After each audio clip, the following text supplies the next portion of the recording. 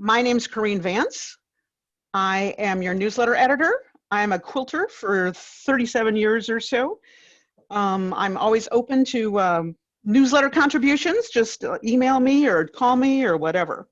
I'm going to do a short presentation on hanging it up, different kinds of ways that you can hang your quilts. Okay, I hang quilts all over my house. The one on the left is in the main hallway of my house. My quilts tend to be lots of different colors, lots of different fabrics. And as you can see on that quilt, it's a queen size quilt, really large. You can't see any way that that's being held to the wall, and I'm going to show you how to do that. The one on the right is a quilt hanging in my bedroom. Next slide, these two are both hanging in bathrooms. The one on the left, no visible mean of support. The one on the right has a small hanging rod in there, but no bracket. It has a curtain rod, but no bracket. Next one, this is the one in the den that's behind my head right now in my own picture.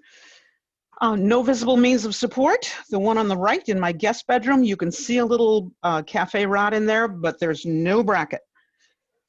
Next one is in my living room on the left. Nothing showing hanging that quilt up. The one on the right is an old quilt, hand quilted. Can you believe I ever hand quilted? And it does have a rod in the back of it, barely showing.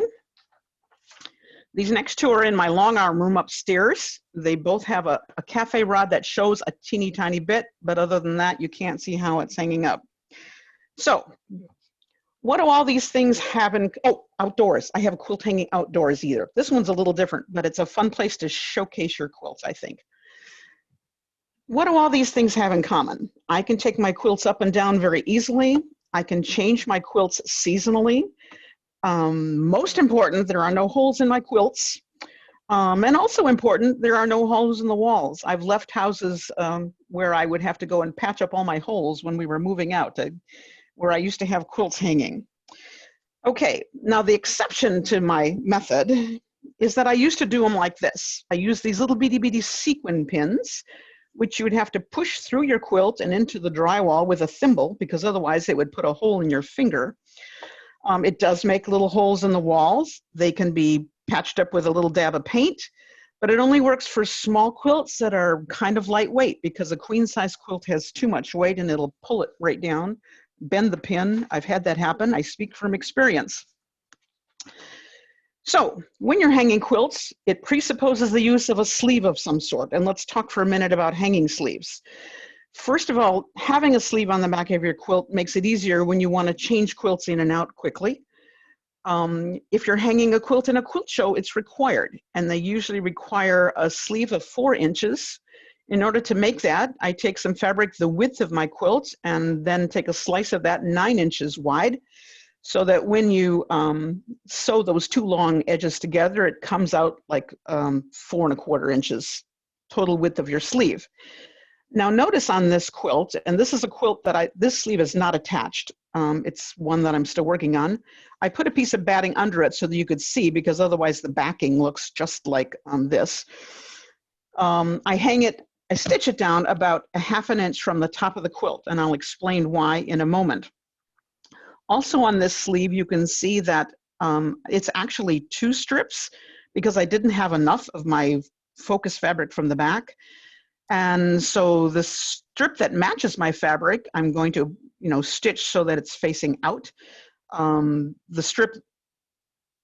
smaller strip, I'm going to have it facing in so that that seam doesn't show. But, you could do a 3 1/4 plus a 6 1/4. That will make 9.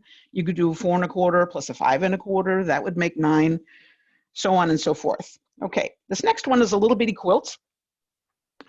And I have a little tension rod in there. I happen to have it sitting around. I would make a note here that you can buy little metal rods, like cafe curtain rods, cheaply at the Restore store or at thrift shops. I use what I have, and then if I don't have the right thing, obviously I go buy something. I'll talk about that. But this little quilt, you can see when the rod is in there, it pushes the sleeve up toward the top of the quilt, which is why I start by stitching down that top seam about 1/2 inch below the stitched binding on the quilt. I'm going to show you a side view here. I leave a little space in there. You can see my fingers in it on the left, and on the right, I showed that that actually bows out. And there's a reason for that, especially on a show quilt that's going to be at a show with one of those big, thick rods hanging in it.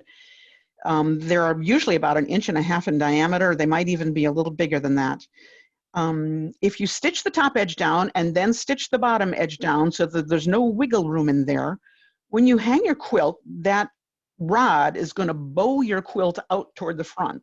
And you're going to have this ugly little lump, which you really, really don't want to see on a show quilt. So I always leave a little space in that sleeves to accommodate the width of the rod. Now, I will admit that sometimes I get lazy and I don't want to make a sleeve. So this little quilt, it's in my house. Nobody's going to see the back of it. Nobody knows that this is what the back looks like. But I have some little bitty muslin strips that I've put on there with safety pins, and that holds up my rod absolutely fine. Now, once I have my hanging sleeve and my metal rod of some sort in there, how do I hang it on the wall? Well, I hang most of my quilts with magnets. And I'm going to show you how I do that. The first slide is how not to hang a quilt with magnets. I got this picture off Facebook, some Facebook group. This lady had 95-pound magnets, which she bought at Harbor Freight, which I guess means that each of them will hold 95 pounds in weight. And she wanted them there because she didn't want the quilt to blow away. It was outdoors. But I don't like magnets to show when I hang my quilt. So this is what I do. I start with 3 basic supplies. The first one is command strips. I should have stock in 3M because I use a lot of their products. Command strips come in lots of sizes. I use the ones that are basically 1/2 inch wide. There's 3 of them sitting right there. 9 pieces altogether in this little packet. 1/2 inch wide and maybe 2.5 inches long. You want to be careful. Don't buy the ones that have Velcro on. I've done that in the past. I'm speaking from experience. The second picture shows some little metal plates. If you go to the hardware store, these are called mending plates or joining plates. And you can see they have holes in. Carpenters use them to fasten 2 pieces of wood together. They put screws down through those holes. Now, those holes mean nothing to me, but the metal plate means a lot to me. The third, they come in different sizes. That top one is like 2 by 3 or so. That third picture is the magnets that I use. They're called neodymium magnets. They are really, really strong. The only place around here that I found them is at Ace Hardware. They come in a pack of 3 for about $6.99. So for $6.99, I can hang, a decent sized quilt without any fuss and bother. Let's see. Then, of course, you have to have a metal rod. Now, excuse the picture on the left. It was a rainy, windy day last week when we went over to Lowe's, but I wanted to show you where I get these long rods. They come at Lowe's and Home Depot too, I believe. They're called sheet metal rods. For small quilts, I use a 1/2 inch rod. For larger quilts, I use a 3/4 inch rod. They come in 36-inch lengths and 48-inch lengths. For a large quilt, like that queen size quilt I showed at the beginning, I duct tape several of these rods together and they hold just fine. I've never had one fall apart. Or, obviously, you can use a cafe curtain rod, which I'm showing you on the right. The trick of that is that if you get a big rod, a long rod, the width of the rod is going to keep your quilt away from the wall a little bit. And especially the width of the little finial that's on the end can really keep that quilt away from the wall, and you won't get a good bond with the magnets. So if you buy a bigger rod like that, make sure it's one where you can, first of all, it has to be metal, not some kind of resin. And secondly, you have to be able to knock that finial off the end. You can use a hacksaw or you can slide it off, whichever it works. Okay, the next thing you have to do is you have to make your little hanging sandwich. This isn't a quilt sandwich, it's a hanging sandwich. The bottom layer is the command strip, and you can see that little white piece poking out on the right of this picture, the little white piece of the command strip. You peel off the paper on the wall side of the command strip, and it says wall, so you can't mess this up. And you press that horizontally on the wall, and you press it really, really hard, get out any air bubbles, and you wait 30 minutes. Then you take the paper off the other side of the command strip, and you press on your metal plate. And I usually center it over the strip. When I'm hanging this, I take and mark the places where I'm going to put these strips with some blue sticky painter's tape that I can just whip off the wall later. So you press on that little metal plate. Now notice that that little metal plate has 2 little bumps on it. Some of them have 4 little bumps. You don't want that to go against the wall, because if you put the bumps against the wall, you're not going to get a good seal and this thing's going to come toppling down on you. So put the flat side against the wall. The bumps can go on the other side. The magnet takes up the difference and it doesn't matter. So then you add your cute little round magnet. I have 1 on this plate, and you're ready to hang your quilt. So here I am hanging a quilt. I have this quilt in my dining room that's about 60 inches wide, and I've put 4 of these little plates on the wall. You can see the little command strip white piece sticking out at the edge of that. The way these command strips work is that when you're ready to take it off the wall, you pull on that little white tab to the side. You pull and you pull and you pull and you stretch it, and the adhesive gets thinner and thinner and thinner, and pretty soon it just pops off the wall. Usually it doesn't take the pop off or the paint off the wall. One time I took off a little bitty teeny little chunk of paint, but usually it doesn't. So for this quilt, I have 4 of those wonderful little magnet sandwiches already adhered to my wall, and I'm going to hang this quilt up there. In the next picture, I'm just doing a close-up. I'm using one of those little bitty rods this time, not the curtain rod, but one of those sheet metal rods, 1/2 inch wide, and I have 2 of them duct taped together in the middle that are slid into my sandwich. And when you're ready to hang it, get your fingers out of the way. These magnets are really, really strong, and they pull that thing right out of your hand. So if your fingers are between your quilt and the wall, you're going to get a good pinch, plus you're not going to succeed in hanging that. Additional little side note on this is that the magnets attach to each other really, really easily. So keep them apart from each other while you're working, or else you're going to have to spend some time trying to get these babies apart. Yeah. So, ta-da, here's the quilt hanging up, ready to go. You can't see any means of support. Of course, I did cut the picture off a little at the top, but I can assure you it's not there. It hangs nice and level and flat to the wall, and it doesn't come down, and the wind blows through, and it stays put, and I love it. Okay, now Kathleen said I could add a little bit about my quilts into this little presentation. I make 2 kinds of quilts. One quilt is called a scrap quilt, which is made of your leftovers from other things, and the other one is my style of quilting, which I think is a scrappy quilting. As you can see, I have tons of different fabrics in this quilt. So I'm going to talk just a tiny bit on how I attack scrap quilts. While we were waiting for Zoom to start today, someone was mentioning, how do they deal with all these little pieces? And I'll tell you how I deal with them. First of all, I cut the smallest ones into squares, and I put them into little bins. On the left, my bins are labeled 1.5, 1 3/4, 2, and so on and so forth. On the right is a picture looking down into my bin. I put squares in the front of the bin and 1/2 square triangles in the back. I find those are the most useful shapes of cutting my scraps. If my scrap is 18 inches or longer, I do cut them into strips. I wind them around some cardboard and stick them in a Ziploc bag labeled by the size. Okay, then on my design wall, I have the quilts that I'm currently saving scraps for. I can't just make willy-nilly, sorry for the words there, scrap quilts. I have to have something organized in my head. And right now, the different blocks that I'm working on for scrap quilts, these are my leftover quilts, are the Greek key block in the upper left that uses 2 1/4 inch scraps, but I'm just about done with that. The little bitty basket, which uses 1 3/4 cut 1/2 square triangles. The 9 patch, the split 9 patch, which uses 2 inch cuts.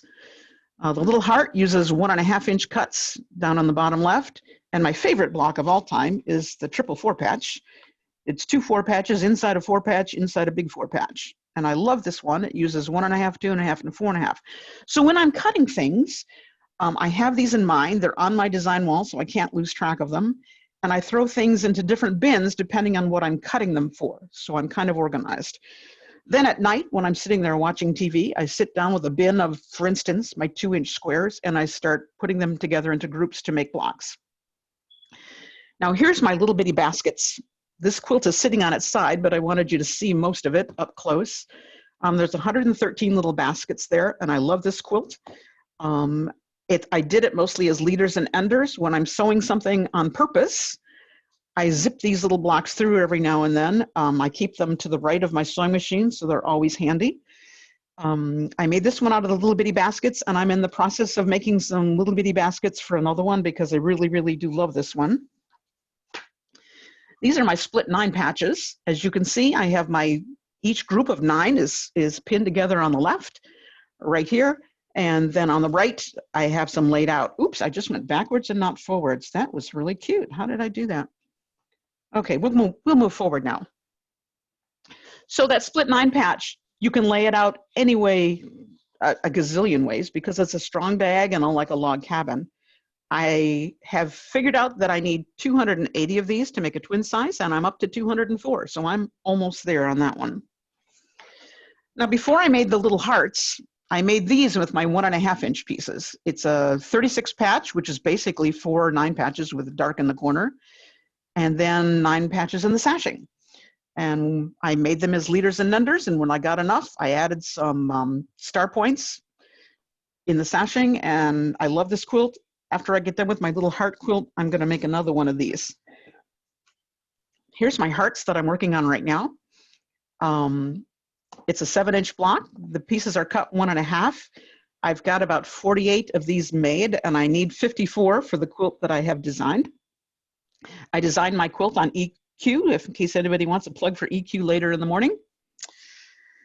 Now here's my favorite block. It's called the 444 patch. Each block is a little bitty quilt. It's color coordinated. That's a block in the upper left.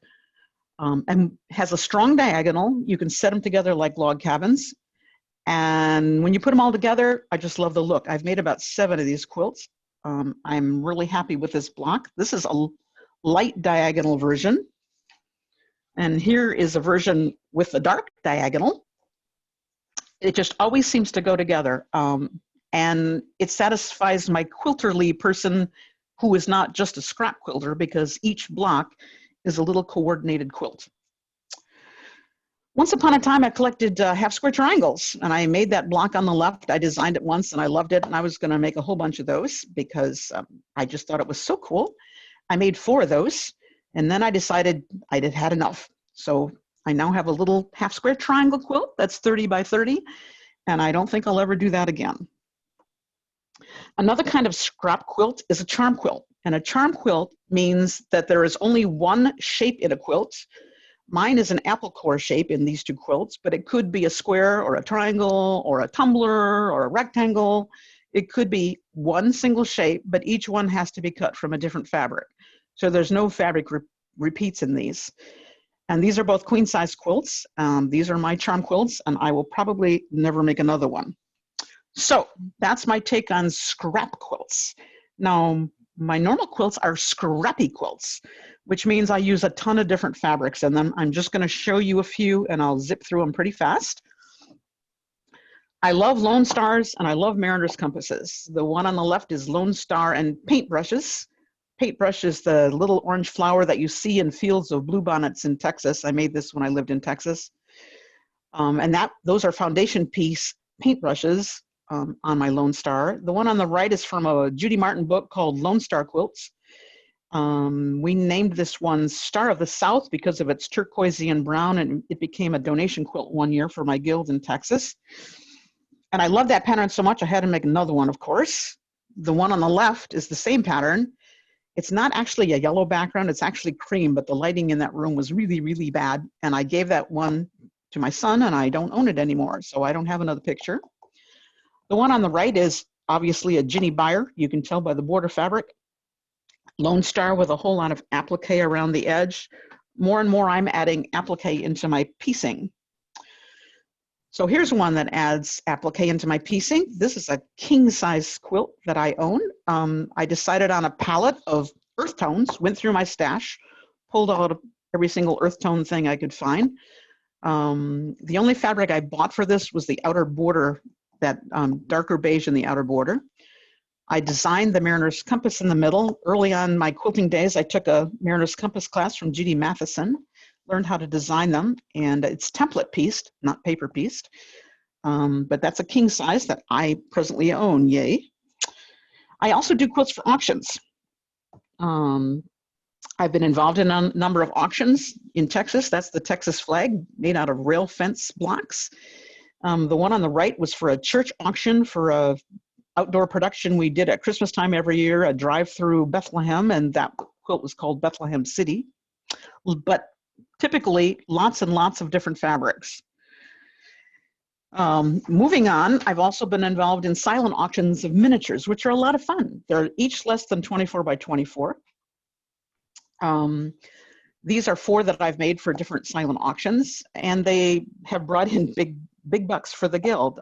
The little pinwheel thing on the upper right, I think, brought in $75. My little one on the lower right, I can't remember, but that one was part of a challenge. Melissa might want to know that. We had to put 3 ugly fabrics into a brown paper bag, and then we each had to draw a brown paper bag and go ahead and make a little quilt out of them for the miniature auction. Mine weren't so ugly, I thought, but that was a quilt for that. The little lady in the middle, I had a lot of fun with. She measures 12 by 16. And I'll give you a close-up here. In the middle, she says, my husband said if I were to buy any more fabric, he would leave me. I'm going to miss him. And that one has buttons and yo-yos for her hair and little bits of ribbon and all kinds of little embellishments. And it was a bunch of fun. Currently, I participate in the CDR auction that they have every March. Child Development Resources is up in Toronto, and I keep plugging it because I love the organization. They offer free services to children in James City County, York County, and Newport News who are born with developmental disabilities. They have an auction every spring, every March, as a fundraiser for their group, and these are the quilts I've made the last 4 years, and I'm currently designing mine for this coming year. Haven't done it yet. I have a couple of group quilts that were in auction. This one is, my house is a very, very, very fine house, and we got together as a group and made all different kinds of houses, outhouses. Oh, wait a minute. I just went back to, I missed that one. Hang on, let's go back. Hit the mouse by mistake. We made outhouses and dog houses and gingerbread houses and lighthouses and wigwams and igloos and beehives and all kinds of stuff. And it was a bunch of fun. This was another group quilt. We made a block with a friendship star with a yellow and gold and blue center, and then yellow and gold blades around the friendship star, and then the blue half square triangles in the corner, and put it all together, and it went to an auction. And I just love all the different fabrics in that one. It just makes that quilt really sing. I think this is one of my favorites. It's called Split Ohio Star. It's blue and cream Ohio Star blocks mixed with blue and cream log cabin blocks, and it's a queen size. And I didn't buy this quilt. I wish I had, but I'm going to make myself one like this someday. I'm starting to save my fabric. I don't usually like sampler quilts, but this was one that a group did, and I liked it because in between the sampler blocks, there was a consistent block that kind of tied them all together and chained them around. And I just like the look of it. Lots of different fabrics, and this one went for $800 at an auction, so that was a pretty good price.